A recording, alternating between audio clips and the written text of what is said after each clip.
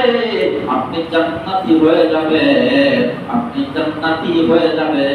আর এদিকের পক্ষ নিয়ে যদি আপনি নামাজ পড়েন, প্রতিদিন 5 ওয়াক্ত কেন, হাজার হাজার রাকাত নামাজ যদি আপনি পড়েন, আপনার নামাজ আল্লাহর দরবারে কবুল হবে না।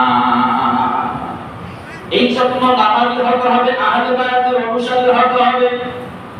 এটাতে মুফাসসিরিন তাফসীরকারকগণ বুঝাতে চেয়েছেন, ওয়া তাসিমু বিহাবলিল্লাহি জামিআন ওয়া লা তাফাররাকু। এখানে মুফাসসিরিন বলেছেন এটা আহলে বায়াতের উদ্দেশ্যে বলা হয়েছে। জুরে সুবহানাল্লাহ। তাহলে হাদিস শরীফের মধ্যে আল্লাহ রাসূল বলেন সবচাইতে উত্তম সিয়াম মানে উত্তম রোজা রমজানের পরে, রমজান শরীফের পরে, এটা তো ফরজ রোজা।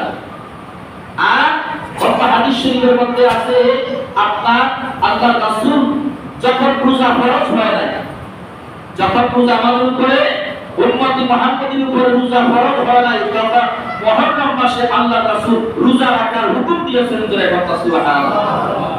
সাহাবীরা তখন মুহররম মাসে রোজা রাখতেন এবং সেই রোজাটা ওয়াজিব ছিল। যখন রোজা ফরজ হয় নাই তখন মুহররম মাসের রোজাটা ওয়াজিব ছিল। যখন রোজা সিয়াম চলে আসছে, ফরজ হয়ে গেছে, তখন আল্লাহর রাসূল সেটাকে রাখার জন্য বলেন নাই, নিষেধ করেন নাই। যখন তারা স্বেচ্ছায় রাখছে, তারপরে